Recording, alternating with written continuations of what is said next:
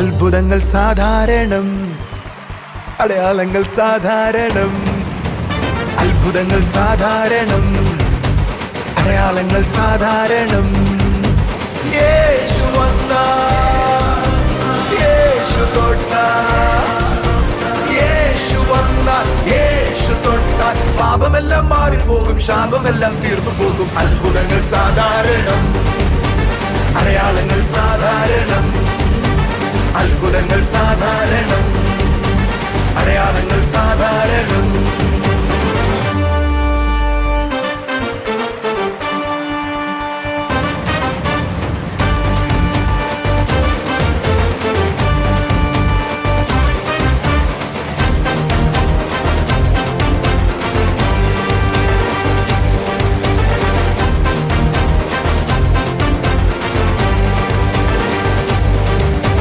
കർത്താവായ യേശുവിൽ വിശ്വസിക്ക, നീയും നിന്റെ കുടുംബവും രക്ഷ പ്രാപിക്കും. കർത്താവായ യേശുവിൽ വിശ്വസിക്ക, നീയും നിന്റെ കുടുംബവും രക്ഷ പ്രാപിക്കും. ഇതാകുന്നു വാഗ്ദത്തം, അത് നിത്യജീവൻ തന്നെ. ഇതാകുന്നു വാഗ്ദത്തം, അത് നിത്യജീവൻ തന്നെ. അത്ഭുതങ്ങൾ സാധാരണം, അടയാളങ്ങൾ സാധാരണം. അത്ഭുതങ്ങൾ സാധാരണം, അടയാളങ്ങൾ സാധാരണം. നാട്ടിലെ ഉണർവ് പൂവാറിൽ ഓഗസ്റ്റ് 12 വൈകുന്നേരം 6:30 മുതൽ. സ്ഥലം ശ്രുതി ഓഡിറ്റോറിയം, പൂവാർ. TV പ്രേക്ഷക സംഗമം പാലക്കാട് ഓഗസ്റ്റ് 14 രാവിലെ 10:30 മുതൽ. സ്ഥലം മോത്തിമഹൽ കല്യാണ മണ്ഡപം, KSRTC ബസ് സ്റ്റാൻഡിനു സമീപം, ഷൊർണൂർ റോഡ്, നൂറണി. സമൃദ്ധിയുടെ സ്വാതന്ത്ര്യം ഓഗസ്റ്റ് 15 എറണാകുളത്ത് രാവിലെ 10:30 മുതൽ. ബ്രദർ ജോൺ താരുവും സിസ്റ്റർ സോളി ജോൺ എന്നിവർ ശുശ്രൂഷിക്കുന്നു. സ്ഥലം ടൗൺ ഹാൾ, നോർത്ത് റെയിൽവേ സ്റ്റേഷന് സമീപം, എറണാകുളം. കർത്താവിൻ്റെ അതിപരിശുദ്ധ നാമം വാഴ്ത്തപ്പെടുമാറാകട്ടെ. ഒരു ദിവസം കൂടെ ദൈവത്തിൻ്റെ വചനവുമായി നിങ്ങളുടെ മുൻപിലായിരിക്കുവാൻ കർത്താവിനെ സഹായിച്ചതോർത്ത് ഞാൻ ദൈവത്തിന് നന്ദി പറയുകയാണ്.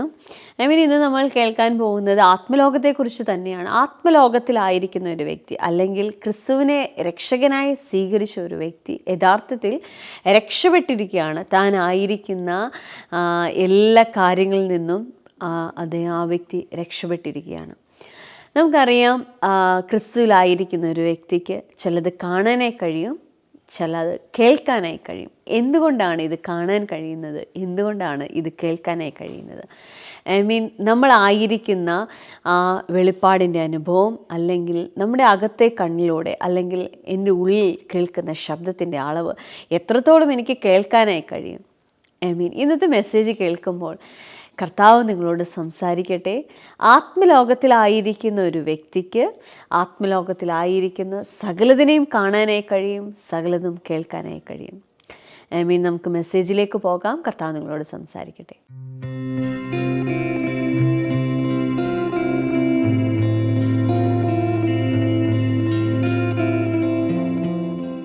ഞാൻ ആത്മലോകത്തിനകത്താണ്. എന്നാണ് ഞാൻ ആത്മലോകത്തിലേക്ക് വന്നേ? കഴിഞ്ഞ ആഴ്ച ഒരു ട്രെയിനിങ് നടത്തി. രണ്ടുപേര് വരാമോ? രണ്ടുപേര് വരാം. അന്നമോള് വരാമോ? നീ അങ്ങേറ്റത്ത് നിൽക്ക്, ഇവരൊരു വാതിലായി നിന്നാൽ മതി. ഈസി ആയിരിക്കും കാര്യം. എൻ്റെ കൂടെ ഉണ്ടെങ്കിൽ ഒന്ന് ശ്രദ്ധിച്ചേ നോക്കാം. യേശു പറഞ്ഞു, ഞാൻ ആടുകളുടെ വാതിലാകുന്നു. ആരെങ്കിലും എന്നിലൂടെ അകത്തേക്ക് പ്രവേശിച്ചാൽ പിന്നെ അയാൾ രക്ഷപ്പെടുമെന്ന് എഴുതിയിരിക്കുന്നത്. ഒരു പക്ഷേ എന്നല്ല, ആരെങ്കിലും ഇതിനകത്തേക്ക് കയറിപ്പോയാൽ, ഈ സ്ഥലത്തേക്ക് വന്നാൽ അയാൾ ആ നിമിഷം എന്ത് ചെയ്യും? കുറച്ചും കൂടെ മുന്നോട്ട് നിൽക്കാം അവിടെ മോനെ. ആ ആൾ എന്ത് ചെയ്യും? അയാൾ രക്ഷപ്പെടും. എന്ന് പറഞ്ഞാൽ ഈ ആത്മലോകത്തിലേക്ക് കയറിയ, ഈ രാജ്യത്തിനകത്തേക്ക് കയറിയ ഒരാൾ പിന്നെ കഷ്ടപ്പെടത്തില്ല, രക്ഷപ്പെടുമെന്ന് എഴുതിയിരിക്കുന്നത്. അടുത്തിരിക്കുന്ന ആളോട് പറ, നീ രക്ഷപ്പെട്ടിരിക്കുകയാണ്. കൈയടിച്ച് കർത്താവിനൊരു നല്ല ആമീൻ പറ. വേറെ ആളോട് കൂടെ പറ, നീ രക്ഷപ്പെട്ടിരിക്കുകയാണ്. സീരിയസ് ഒരു ഹല്ലേലൂയ പറ. എങ്ങനെയാ? നിക്കോദീമോസിനോട് കർത്താവ് പറഞ്ഞു, ഒരു മനുഷ്യൻ വീണ്ടും ജനിക്കുന്നില്ല എങ്കിൽ ദൈവരാജ്യത്തിനകത്തേക്ക് ദൈവരാജ്യം അയാൾക്ക് കാണാൻ കഴിയത്തില്ല. എന്ന് പറഞ്ഞാൽ വീണ്ടും ജനിക്കാത്തയാൾ ഈ ലോകത്തിന് പുറത്താണ്. എന്നാൽ വീണ്ടും കാണുന്നയാള് ഇതിനകത്താണ്. നിങ്ങൾ ആരെങ്കിലും വീണ്ടും ജനിച്ചവരാണോ? അവരുടെ കൈയൊന്ന് അടിച്ച് കർത്താവിനെ സ്തുതിച്ച്. ആരെങ്കിലും പുതുതായി ജനിച്ചവരാണോ എങ്കിൽ അവർക്ക്, ഞാൻ അവിടെ നിൽക്കാൻ പോകുന്നത്, അവർക്ക് ഈ രാജ്യം കാണാം. എടുത്തിരിക്കുന്നവരോട് പറ, ഈ രാജ്യം എന്ന് പറഞ്ഞാൽ നോളെ നിങ്ങൾ കൈ പിടിക്കണം എന്നില്ല, അവർക്ക് ആളുകൾക്ക് മനസ്സിലായി. നോക്കിയേ, ഒന്ന് ശ്രദ്ധിച്ചേ. ഇതിനകത്തേക്ക് വന്നാൽ പുറത്തുനിന്ന് നിന്നേ, പുറത്തെ ലോകം ഇവൾക്കിപ്പോ കാണാം, എനിക്കും നിങ്ങൾക്കും കണ്ണുള്ളതുപോലെ കാണാം. എന്നാൽ വീണ്ടും ജനിച്ചു കഴിഞ്ഞാൽ ഇയാൾ ഇതിനകത്തു വന്നാൽ ദൈവരാജ്യം കാണാം.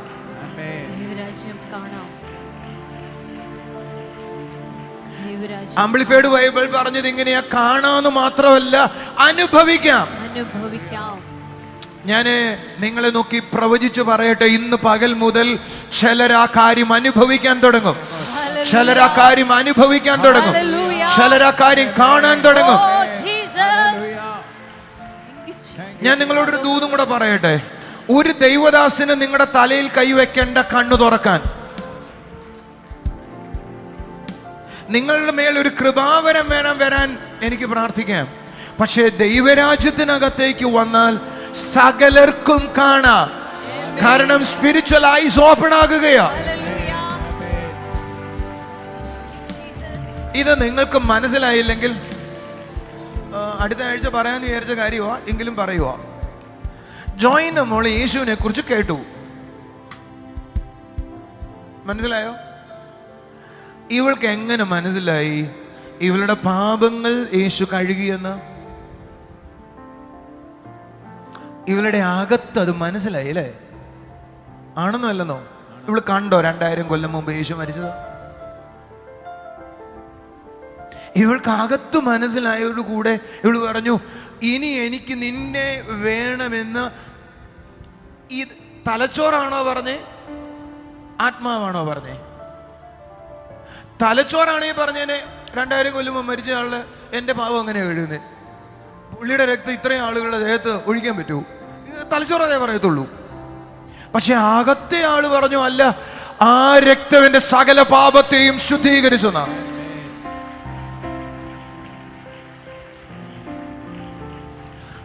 അതിനെ വേദപുസ്തകം വിളിക്കുന്നത് എൻ്റെ അകക്കണ്ണ് പ്രകാശിച്ചെന്നാണ്. എൻ്റെ അകത്തെ കണ്ണ് തുറക്കാതെ സുവിശേഷം കേൾക്കുമ്പോഴാ ആ അകക്കണ്ണ് തുറക്കുന്നേ. അകക്കണ്ണ് തുറക്കാതെ യേശുവിനെ സ്വീകരിക്കാൻ പറ്റത്തില്ല. പരിശുദ്ധാത്മാവിനെ കൂടാതെ ആരെ യേശു എന്ന് പറയത്തില്ല. പരിശുദ്ധാത്മാവിനെ കൂടാതെ യേശുവിനെ കർത്താവ് ആർക്കും പറയാൻ പറ്റത്തില്ല. സോ സുവിശേഷം കേട്ട സെക്കൻഡ് മുതൽ, ഞാൻ അടുത്ത ആഴ്ച ആഴത്തിലെടുക്കാം, അത് യേശുവിലേക്ക് വന്ന ദിവസം മുതൽ നിങ്ങളുടെ അകത്തെ കണ്ണ് തുറന്നു. അകത്തെ കണ്ണ് മാത്രമല്ല തുറന്നേ, നിങ്ങളുടെ ചെവിയും തുറന്നു. ഒന്ന് ഉറക്കെ പറ. കുറച്ചും കൂടെ മനസ്സിലാക്കി തന്നെ അടുത്ത ആഴ്ച ശ്രമിക്കാൻ. ഞാൻ ഒരിക്കൽ പറഞ്ഞിട്ടുള്ളതാണ് ഞാനിവിടെ. വേദോസം പറയുന്നത് വിശ്വാസം കേൾവിയാലും, കേൾവി ക്രിസ്തുവിന്റെ വചനത്താലുവാ. കേൾവി, കേൾക്കാനുള്ള കഴിവ്, അതിനെ കേൾവി എന്ന് വിളിക്കുന്നേ. കേൾക്കാനുള്ള കഴിവിനെയാ കേൾവി എന്ന് വിളിക്കുന്നേ. സുവിശേഷം കേൾവിയാല. ഞാൻ സുവിശേഷം പ്രസംഗിച്ചപ്പോ ആ കേട്ടത് നിമിത്തമാണ് സുവിശേഷം. പക്ഷെ കേൾവി ഉണ്ടായത്, കേൾവിയോ? സുവിശേഷം പറഞ്ഞപ്പോ ആരും കേൾക്കുമല്ലോ ചെയ്തേ, പിന്നെങ്ങനെ കേൾവി ഉണ്ടാകുന്നേ? ഈ ചെവിയെ കുറിച്ചല്ല പറയുന്നത്, അകത്തെ മനുഷ്യനെ കുറിച്ചാണ് പറയുന്നത്. അകത്തെ മനുഷ്യന്റെ ചെവി തുറന്ന ദിവസമാണ് യേശുവിനെ കുറിച്ച് കേട്ട ദിവസം. അതുകൊണ്ടാണ് പറയുന്നത്, ദാവീദിനെ പ്രസംഗിച്ചാൽ രക്ഷിക്കപ്പെടത്തില്ലെന്ന്, മോശയെ പ്രസംഗിച്ചാൽ രക്ഷിക്കപ്പെടത്തില്ല. കാരണം ചെവി തുറക്കണമെങ്കിൽ യേശുവിനെ പറഞ്ഞാലേ ഒക്കത്തുള്ളൂ. അതുകൊണ്ട് ദാവീദിനെയോ മോശയോ പറയേണ്ടതാണോ? അല്ല. അപ്പൊ ഒരാൾ ഇതിനകത്തേക്ക് പ്രവേശിച്ചാൽ ആ സെക്കൻഡ് മുതൽ അയാളുടെ കണ്ണു തുറക്കും. ഒന്ന് ഒരു നല്ല ആമേൻ പറഞ്ഞേ നിങ്ങൾ. ഒന്ന് നിങ്ങളുടെ കണ്ണിലേക്ക് ഒന്ന് കൈ വെച്ചിട്ട് പറഞ്ഞ്, എൻ്റെ അകത്തെ കണ്ണുകളും അകത്തെ ചെവിയും തുറന്നതാണ്. ഒന്നും കൂടെ പറ, എൻ്റെ അകത്തെ കണ്ണുകൾ തുറന്നതാണ്. എനിക്ക് ആത്മലോകത്തെ കാണാം, എനിക്ക് ആത്മലോകത്തെ കേൾക്കാം. ഒരു സ്പെഷ്യൽ പ്രാർത്ഥന അതിന് വേണ്ട. പറ, ഒരു സ്പെഷ്യൽ പ്രാർത്ഥന അതിന് വേണ്ട. എനിക്ക് ആത്മലോകത്തെ കാണാം, എനിക്ക് ആത്മലോകത്തെ കേൾക്കാം. എന്റെ ആകെ കണ്ണ് യേശുവിലേക്ക് വന്നപ്പോൾ തുറന്നതാണ്. ഓ കമോൺ, കൈ അടിച്ചൊരു നല്ല ആമേൻ പറ. ആ കരങ്ങൾ ഉയർത്തിട്ട് പറ, എന്റെ കണ്ണ് തുറന്നതാണ്. 5-6 പ്രാവശ്യം പറ, 5-6 പ്രാവശ്യം പറ.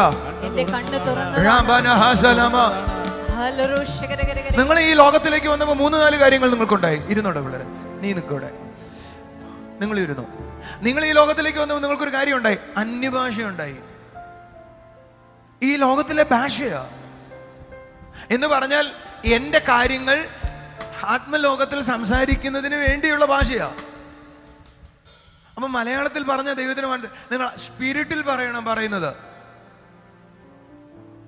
ബുദ്ധിയിൽ നിന്ന് സംസാരിച്ചാൽ അവിടെ ഓടത്തില്ല, കാരണം അത് ബുദ്ധിയിലുള്ള ലോകത്തിലേ ഓടത്തുള്ളൂ. പക്ഷെ അകത്തിൽ നിന്ന് വരുന്ന സ്പിരിറ്റിൽ സംസാരിച്ചാൽ അകത്തുള്ള കാര്യങ്ങൾ മനസ്സിലായി. ആത്മലോകത്തിന്റെ ഭാഷയാ അത്. ആത്മലോകത്തിന്റെ അടുത്ത ഭാഷയാണ് ദൈവത്തോട് ഞാൻ സംസാരിക്കുന്ന ഭാഷ. അന്യഭാഷയിലാണ് എങ്കിൽ ആ അന്യഭാഷയിൽ വ്യാഖ്യാനം വരും. അത് ദൈവം എന്നോട് പറയുന്ന ഭാഷയാ. കഴിഞ്ഞു. പറയണോ വീണ്ടും നമ്മുടെ? ഞാൻ അന്യഭാഷയിൽ പറയുമ്പോൾ ഞാൻ ദൈവത്തോടെ സംസാരിക്കുന്നേ. പക്ഷെ ആ ഭാഷയ്ക്കകത്ത് വ്യാഖ്യാനം വന്നാൽ ദൈവത്തിന്റെ ഭാഷ എനിക്ക് മനസ്സിലാവും. ദൈവം എന്നോട് സംസാരിക്കുന്ന ഭാഷ വിഷൻ, ഡ്രീംസ്, റെവലേഷൻ, അത് ദൈവം എന്നോട് സംസാരിക്കുന്ന ഭാഷയാ. ഞാൻ ദൈവത്തോട് സംസാരിക്കുന്ന ഭാഷയാ അന്യഭാഷ എന്ന് പറയുന്നത്. ഈ ലോകത്ത് അത് മാത്രമേ ഉപയോഗിക്കാനൊക്കത്തുള്ളൂ. ആത്മലോകത്തിൽ അങ്ങനെയാ സംസാരിക്കാനൊക്കത്തുള്ളൂ. താങ്ക് യു നമ്മളെ. ഒരു കൈ അടിച്ച് കർത്താവിനെ സ്തുതിച്ച് കുറച്ചും കൂടെ ഉള്ളിലേക്ക് പോട്ടെ. ഒരു നല്ല ഹല്ലേലൂയ പറഞ്ഞേ.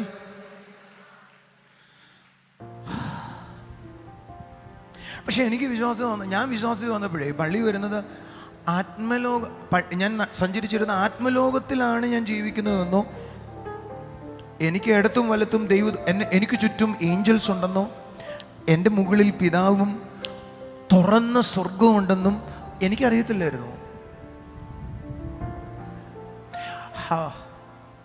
എന്നാൽ ഇന്ന് എനിക്കൊരു കാര്യം അറിയാം. ഞാൻ വാസ്തവത്തിൽ ഇവിടെ കുമാരപുരം ഏജ് ഹാളിലാണ് നിൽക്കുന്നതെങ്കിലും ഞാൻ ഈ സ്റ്റേജിൽ നിന്ന് പ്രസംഗിക്കുമ്പോഴും വേറൊരു ആത്മലോകം എനിക്ക് ചുറ്റും തുറന്നായിരിക്കുന്നേ. എൻ്റെ കണ്ണ് ഞാൻ ഇങ്ങനെ പറയുന്നെങ്കിലും എനിക്ക് വേറൊരാളെ നോക്കുമ്പോൾ വേറൊരകത്തെ ശബ്ദം എനിക്ക് കേൾക്കാം. ഇന്നയാൾക്ക് ഇന്ന പ്രശ്നമുണ്ട്, ആ വ്യക്തിയെ നോക്കി നീ പ്രസംഗിക്കുക. എന്റെ കണ്ണ് കാണുന്ന ആ വ്യക്തിയാ, പക്ഷെ അകത്തെ കണ്ണ് കാണുന്നത് ആ വ്യക്തിയിൽ അകത്തുള്ള പ്രശ്നത്തെയാ.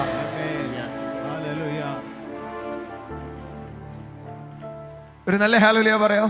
ഞാൻ കുറച്ചു നേരമായിട്ട് ജൂലിയുടെ അടുക്കൽ നിൽക്കുന്ന ഒരു ഏഞ്ചലിനെ കണ്ടോണ്ടായിരിക്കുന്നേ. അവളെ ഞാൻ പറഞ്ഞുകൊണ്ടിരിക്കുമ്പോൾ പല പ്രാവശ്യം അവൾക്കൊരു ഷോക്ക് അടിച്ച പോലെ അവൾക്കൊരു അനുഭവം ഉണ്ടായി കാണും. അത് പരിശുദ്ധാത്മാവിന്റെ സാന്നിധ്യത്തിൽ ഒരു ഏഞ്ചൽ അവിടെ നിൽപ്പുണ്ട്. പക്ഷെ അവൾക്കത് കാണാൻ പറ്റുന്നില്ലായിരിക്കും, പക്ഷെ എനിക്കത് കാണാൻ പറ്റുന്നുണ്ട്. എന്റെ കണ്ണ് തുറന്നിരിക്കുന്നുണ്ട്, പക്ഷെ അകത്തെ കണ്ണും അതേപോലെ തുറന്നായിരിക്കുന്നത്. ഇതിനകത്ത് ഞാൻ ഇതിനെ നോക്കുമ്പോ വെള്ളി വെളിച്ചം പോലെ ഈ ഹോള് നിറഞ്ഞു നിൽക്കുന്നത് കാണാം. ഒരു മേഘം നിൽക്കുന്നത് പോലെ കാണാം. അതിനകത്ത് പലരുടെ അടുക്കലേക്കും ദൈവശക്തി വ്യാപരിക്കുന്നത് കാണാം. ഈ കണ്ണല്ലത് കാണുന്നത്, അകത്തെ കണ്ണാ കാണുന്നത്.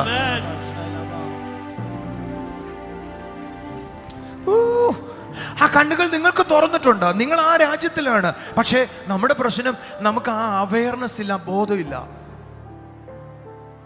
നമുക്കൊരു പ്രശ്നം വരുമ്പോ ദൈവമേ എന്താ എന്നല്ല ചോദിക്കണ്ടേ, I am in the kingdom. ഈ പ്രശ്നത്തിൽ ആരെയാ ദൈവം എന്നെ കൂടെ അസൈൻ ചെയ്തിട്ടുള്ളത്?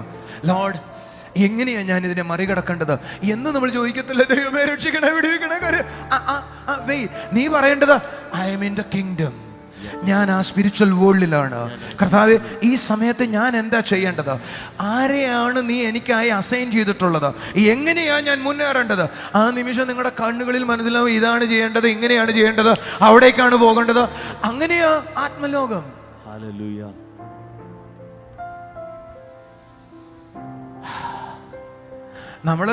നമുക്കറിയാവുന്ന കാര്യം, പ്രശ്നം വന്ന ജോൺ ബ്രദറിനെ വിളിച്ചാൽ കിട്ടുമോ? കിട്ടത്തില്ല. കോൾ സെന്ററിൽ വിളിക്കാം, ഇനി ആരായിരിക്കും എടുക്കുന്നയാവും, ഇനി സിസ്റ്ററെ കിട്ടുമോ? ഇതാണ് നമുക്കറിയാവുന്ന ആത്മലോകം. പക്ഷെ നിങ്ങൾ യേശുവിനെ രക്ഷയിലേക്ക് വന്ന സമയം മുതൽ വേറൊരു ലോകത്താ വാസ്തവത്തിൽ ജീവിക്കുന്നേ. നിങ്ങൾക്ക് ശ്രദ്ധിക്കാവോ? പഴയ നിയമവും പുതിയ നിയമവും ഒരേപോലെ വായിച്ചാലും യേശു തൻ്റെ അടുക്കിലേക്ക് കൊണ്ടുവന്ന് സകല ജനത്തെയും ആത്മലോകത്തെക്കുറിച്ചുള്ള വ്യക്തമായൊരു കാഴ്ചപ്പാട് കൊടുത്തിരുന്നു. അങ്ങനെ നമുക്ക് പഴയ നിയമത്തിലേക്ക് ഒന്ന് പോകാം. അപ്പോൾ 1 കൊരിന്ത്യരിലേക്ക് ഒന്ന് വരാം. അതിൻ്റെ 10-ാം അധ്യായം എടുക്കാം. 1-ാമത്തെ വാക്യം വായിക്കാം. സഹോദരന്മാരെ, നമ്മുടെ പിതാക്കന്മാരെല്ലാവരും മേഘത്തിന് കീഴിലായിരുന്നു. എല്ലാവരും സമുദ്രത്തിലൂടെ കടന്നു. ഏവരും സമുദ്രത്തിലും മേഘത്തിലും സമുദ്രത്തിലും സ്നാനമേറ്റ് മോശയോട് ചേർന്നു. മേഘം എന്ന് കാണിക്കുന്നത് പരിശുദ്ധാത്മാവിനെയാണെങ്കിൽ, സമുദ്രം എന്ന് കാണിക്കുന്നത് അല്ലെങ്കിൽ എന്തിനെ കാണിക്കുന്നത്? ജലസ്നാനത്തെ കാണിക്കുന്നത്. എന്ന് പറഞ്ഞ ആത്മാവിൽ അവർ എന്നാണോ ഈ കുഞ്ഞാട്ടിൻ്റെ രക്തത്താൽ വേർതിരിയപ്പെട്ടത്, അവർ വേറൊരു ലോകത്തിനകത്തേക്കാണ് കയറിയത്. വായിക്കാം നമുക്ക്. പുറപ്പാട് ദിവസം 13-ാം അധ്യായം 20-ാമത്തെ വാക്യം. സുക്കോത്തിൽ നിന്ന് യാത്ര പുറപ്പെട്ടു മരുഭൂമിക്കരെ ഏതാമിൽ അവർ പാളയം ഇറങ്ങി. വായിക്കാവോ? ആർക്കെങ്കിലും ഒരാൾക്ക് വായിക്കാം? അവർ പകലും രാവും യാത്ര ചെയ്യുവാൻ തക്കവണ്ണം അവർക്ക് വഴി കാണിക്കേണ്ടതിന് പകൽ മേഘസ്തംഭത്തിലും അവർക്ക് വെളിച്ചം കൊടുക്കേണ്ടതിന് രാത്രി അഗ്നിസ്തംഭത്തിലും. രാത്രിയിൽ അവർ യാത്ര ആരംഭിച്ചേ. അവർ യാത്ര ആരംഭിച്ച സെക്കൻഡിൽ when they begin, so when they began their traveling movement, അല്ലെങ്കിൽ അവരുടെ ചലനം എപ്പോ അവർ ആരംഭിച്ചോ, അവർ നേരെ കയറിയത് ഒരു ദൂതന്റെ സംരക്ഷണത്തിനകത്തേക്കാ. നിങ്ങളെന്താ അനങ്ങാത്തെ? അവർ നേരെ കയറിയത് ഒരു മേഘത്തിനകത്തേക്കാ കയറിയത്. അവരുടെ സൺലൈറ്റ് അല്ലായിരുന്നു അവർക്ക് സൺലൈറ്റ്. അവരുടെ മുകളിൽ വേറെ ഒരു കാര്യം വന്ന് അല്ലെങ്കിൽ അഗ്നിസ്തംഭം വന്ന് പ്രകാശം കൊടുത്തിട്ട് അവർക്ക് രാത്രിയിൽ പകല് പോലെ വ്യക്തം. അവർ സുഖമായിട്ട് നടക്കുക അതിനകത്തോട്ട്. അവർ കയറിയത് മരുഭൂമിയിലേക്കാണെന്ന് നമ്മൾ പറയും. പക്ഷെ അവർ കയറിയത് നേരെ കർത്താവിന്റെ രാജ്യത്തിനകത്തേക്കാണ് എന്ന് പറഞ്ഞ പഴയ നിയമം നിഴലായിട്ടായിരിക്കുന്നതെങ്കിൽ അതിനേക്കാൾ എത്ര ശക്തമായിരിക്കും പുതിയ നിയമം എന്ന് പറയുന്നത്. ക്രിസ്തുവിലായിരിക്കുന്ന ഒരു വ്യക്തി, ആ വ്യക്തിയെക്കുറിച്ച് ദൈവവചനം പറയുകയാണ്, ആ സമയം മുതൽ അവൻ്റെ കണ്ണ് തുറക്കുവാനിടയായി, അവൻ്റെ ചെവി കേൾക്കുവാനിടയായി, കേൾവി തുറക്കപ്പെട്ടു. അതുകൊണ്ടാണ് ആത്മലോകത്തിലായിരിക്കുന്ന ഒരു വ്യക്തി ലോകപ്രകാരമായിരിക്കുന്ന ഒരു വ്യക്തിയേക്കാൾ വ്യത്യസ്തമായി ചിലത് കാണാനും കേൾക്കാനും കഴിയുന്നത്. എന്ന് യേശുവിനെ സ്വീകരിച്ചോ അന്നു മുതൽ എന്നിൽ ചില മാറ്റമുണ്ടായി. അതുകൊണ്ടാണ് ഞാനൊരു പുതിയ സൃഷ്ടി എന്ന് പറയുന്നത്. പക്ഷേ ഈ പുതിമ എവിടെയാണ് ഉണ്ടായിരിക്കുന്നതെന്ന് നമുക്ക് പലപ്പോഴും അറിയത്തില്ല. എൻ്റെ അകത്തെ കണ്ണ് പ്രകാശിക്കാനായി തുടങ്ങി, എൻ്റെ ഹൃദയം തുറക്കപ്പെട്ടു, എൻ്റെ അകത്തെ കാത് തുറക്കപ്പെട്ടു. പല മാറ്റങ്ങളും ആ സമയം മുതൽ എൻ്റെ ലൈഫിൽ വന്നു തുടങ്ങിക്കഴിഞ്ഞു. ഹല്ലേലൂയ. കർത്താവ് നിങ്ങളെ അനുഗ്രഹിക്കട്ടെ. നമുക്കിനി ചില സാക്ഷ്യങ്ങളിലേക്ക് പോകാം.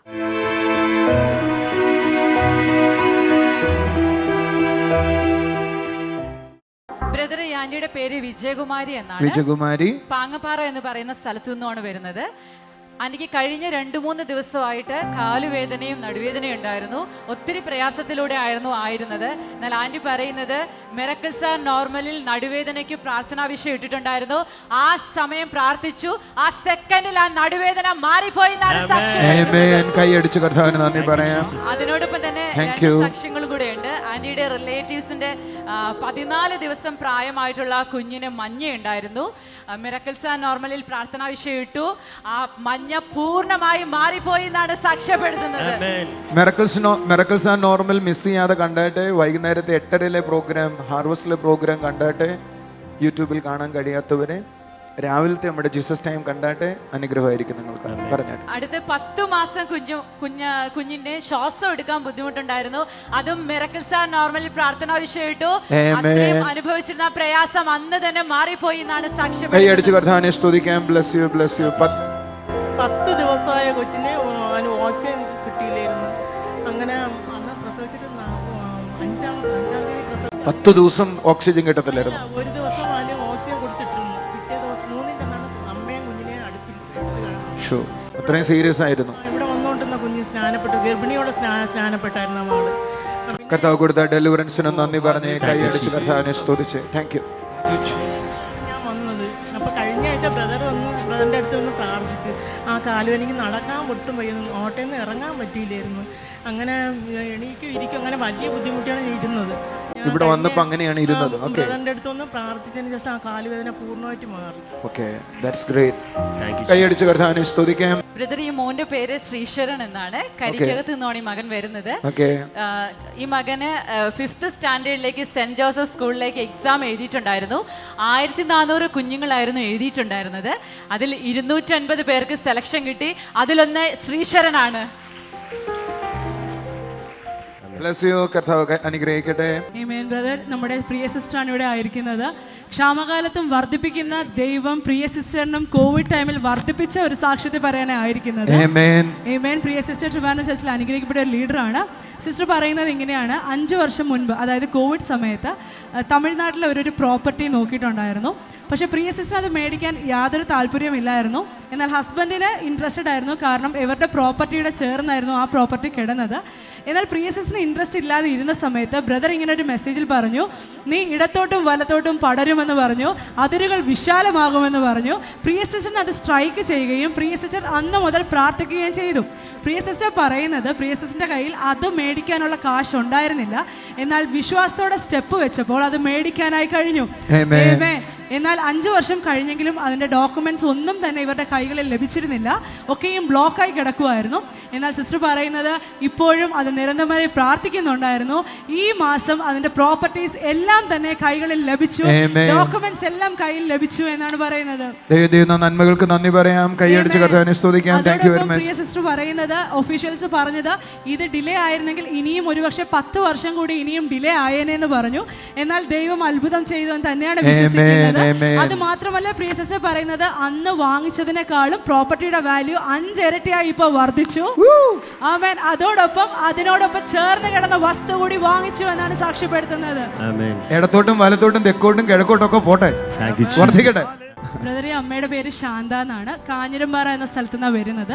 അമ്മ പറയുന്നത് കഴിഞ്ഞ 5 വർഷത്തിനിടയിൽ 2 പ്രാവശ്യം ഈ അമ്മയ്ക്ക് അറ്റാക്ക് വന്നു. ഈ 2 പ്രാവശ്യവും അമ്മ നമ്മുടെ കോൾ സെന്റേഴ്സിൽ വിളിച്ച് പ്രാർത്ഥിച്ചു. അമ്മ പറയുന്നത് ശരീരത്തിന് വേറെ യാതൊരു കുഴപ്പമില്ലാതെ കർത്താവ് കരുതി എന്നാണ് പറയുന്നത്.